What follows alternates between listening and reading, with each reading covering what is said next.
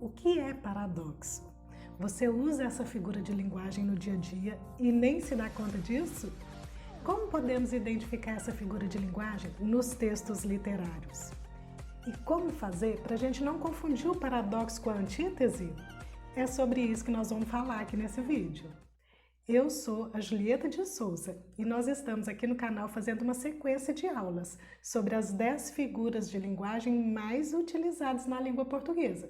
Então, se você ainda não é inscrito, inscreva-se e ative o sininho para você receber notificação das próximas aulas.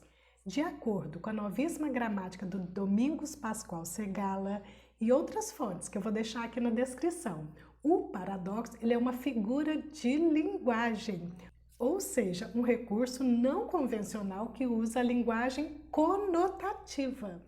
O paradoxo ele ocorre quando o emissor apresenta uma exposição contraditória de ideias. Vejamos neste exemplo. É como mergulhar no rio e não se molhar. Neste exemplo aqui, nós não temos palavras opostas, nós temos o quê? Nós temos ideias opostas, ideias contraditórias, porque como vamos mergulhar no rio e não vamos nos molhar? Vejamos um outro exemplo. O rapaz vive sonhando acordado. Veja novamente ideias opostas entre si, porque os sonhos eles ocorrem quando nós estamos dormindo, não é mesmo? Então, como é possível sonhar acordado? Bem, quando a gente fica bem atento nessa figura de linguagem chamada paradoxo, a gente observa que ele apresenta proposição aparentemente absurda, como nesta frase: o trânsito está parado. Bem, se é trânsito, não poderia estar parado, não é mesmo? Por quê? Porque trânsito, essa palavra trânsito implica movimento, o significado dessa palavra implica movimento. Esta é uma frase, então, que a gente ouve muito nas grandes cidades. Após que você já ouviu ou já falou essa frase, o trânsito está parado. E nessa frase nós temos a figura de linguagem paradoxo. Bem, o paradoxo pode causar uma contradição incoerente, como nesta frase: estou cego e vejo. Bem, neste exemplo aqui nós temos a aproximação de ideias opostas: cego, vejo. E essa aproximação de palavras opostas, gente, vai gerar uma contradição absurda, porque como é possível um cego ver, né? Estou cego, se eu estiver cego, como que eu vou ver? Então, do ponto de vista lógico, não seria possível ter essas duas oposições nesse determinado contexto. Então, o paradoxo, ele brinca com essa relação de ideias opostas que parecem que não faz sentido. E não tem como a gente estudar o paradoxo sem pensar, sem falar, sem conhecer a antítese. Porque tanto o paradoxo quanto a antítese são figuras de pensamento. E essas duas figuras de linguagem, elas possuem uma relação muito direta entre si. Vamos ver então aqui a diferença entre paradoxo e antítese, para você nunca mais confundir essas duas figuras de linguagem. Bem, gente, tanto o paradoxo quanto a antítese são duas figuras de linguagem que apresentam uma aproximação de palavras de sentidos contrários. Então, esta semelhança entre essas duas figuras de linguagem é o que pode gerar confusão, né? É o que pode gerar o engano. O paradoxo é o uso de ideias opostas gerando uma contradição muito intensa, gente. E o que seria essa contradição intensa? Seria uma falta de nexo, uma falta de lógica, uma incoerência mesmo que seja aparente. Como no exemplo anterior que eu trouxe para vocês, estou cego e vejo. É bem claro aqui essa contradição de ideias e essa falta de lógica. Bem, então quando você quiser ter certeza que a figura de linguagem que você está tentando identificar é um paradoxo, você tem que observar se a oposição de ideias gerou essa contradição intensa, entendeu? Bom, Já a antítese, ela é apenas o uso de termos opostos e vai gerar um contraste não tão intenso quanto o paradoxo. Como no exemplo que foi dado no vídeo anterior, a tristeza e a alegria fazem parte da vida. Bem, nós temos aqui a palavra tristeza e a palavra alegria. As duas, que são opostas, fazem parte da vida. Percebam como foi trazido aqui apenas termos opostos, apenas um contraste e não a contradição intensa como é gerada no paradoxo. E a gente pode concluir então que a diferença entre essas duas figuras de linguagem, o paradoxo e a antítese, é exatamente então o campo de atuação dessas duas figuras de linguagem.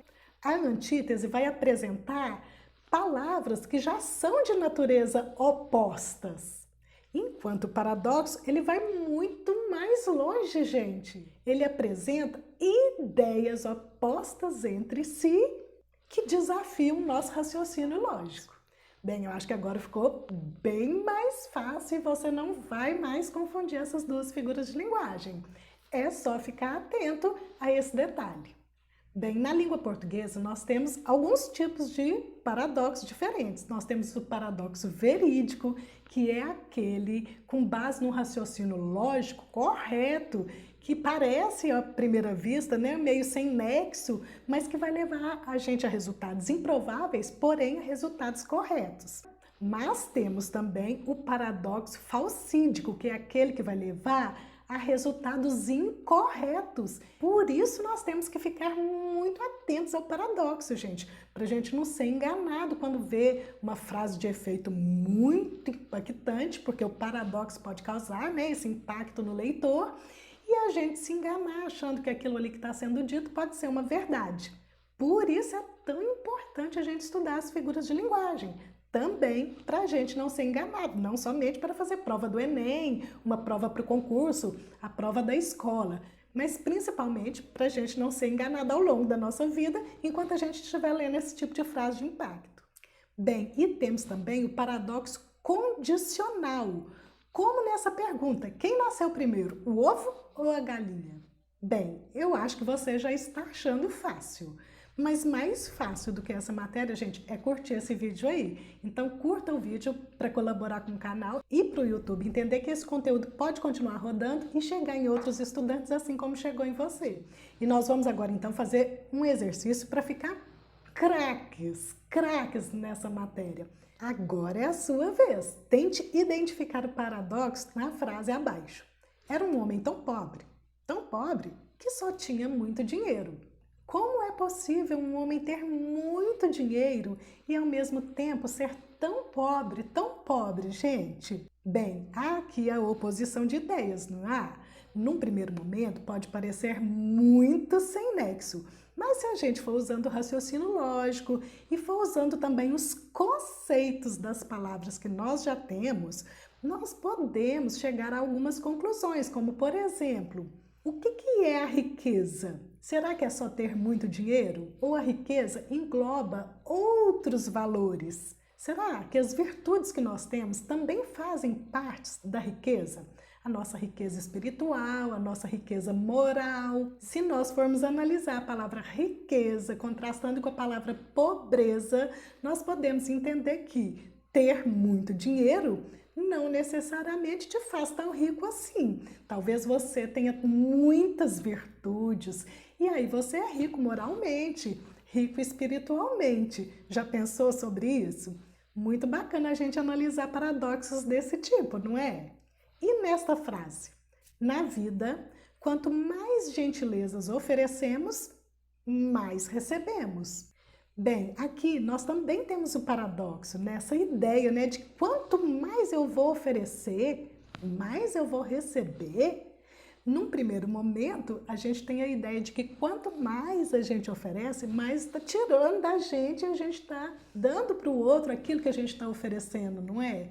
Porém, se a gente continuar no raciocínio lógico e analisar um pouquinho mais profundo, nós vamos pensar, por exemplo, na lei de correspondência. Quanto mais gentilezas eu ofereço, mais as pessoas tendem a ser gentil comigo. Então isso é uma lei de correspondência, quanto mais eu ofereço, mais eu recebo. Bem, embora num primeiro momento a gente leia a frase e pareça que há uma oposição de ideias sem nexo, a gente vai caminhando no raciocínio e vai entendendo que esse paradoxo e o do exercício anterior são paradoxos verídicos. Vejamos um outro paradoxo verídico, olha só. O riso é uma coisa muito séria. Observamos aqui as ideias contrárias. Riso, coisa séria. De forma isolada, essas duas ideias são opostas. Porém, este paradoxo, que tem uma base com raciocínio lógico correto, ele vai levar a gente a um resultado improvável, porém correto. O riso realmente é uma coisa séria. Você está realmente achando que o riso não é uma coisa séria? Então, quando acabar essa aula aqui, confira o poema que tem aqui no nosso canal, que eu escrevi sobre a importância do riso, sobre como rir é importante e é realmente uma coisa séria. Não deixe de conferir, tá muito bacana. Agora vamos realmente conferir se a gente entendeu a diferença entre antítese ou paradoxo. Nessas 3 frases a seguir, vamos classificar se há o paradoxo ou se há a antítese em cada uma. A primeira, mas que seja infinito enquanto dure. E aí, o que você acha? Temos uma antítese ou um paradoxo? Isso mesmo, nós temos aqui um paradoxo.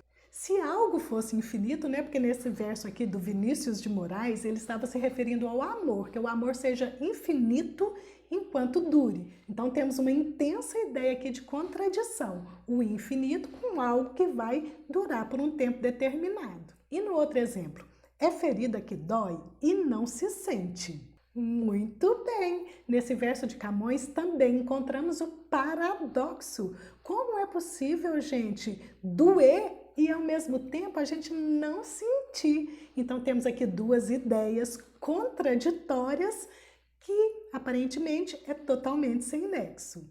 Uma contradição intensa, não é mesmo? E na última frase, sem o mal, como saberíamos o que é o bem? Temos aqui uma ideia contraditória bem intensa? Não, isso mesmo, temos aqui a antítese nessa frase do Carlos Ruas que ele utilizou em uma de suas charges. Temos as palavras mal e a palavra bem, que são 2 palavras que já são opostas entre si, mas a frase é totalmente lógica e não traz aqui uma ideia contrastante que desafia o nosso raciocínio lógico. Bem, então agora eu vou apresentar para vocês 3 alternativas e somente em uma nós temos o paradoxo. Vamos ver se você acerta? São versos que eu retirei do poema O Operário em Construção. Era ele que erguia casas onde antes só havia chão. A casa que ele fazia, sendo a sua liberdade, era a sua escravidão. Ele, um humilde operário, um operário que sabia exercer a profissão. Parabéns, viu? Só como você aprendeu direitinho essa matéria? Isso mesmo, é a letra B. A casa que ele fazia sendo a sua liberdade era a sua escravidão. Como assim, gente? Se fazer a casa era a sua liberdade, como poderia ao mesmo tempo ser a sua escravidão? Se você estiver gostando desse conteúdo, você não pode perder a próxima aula que é sobre sinestesia, tá bom?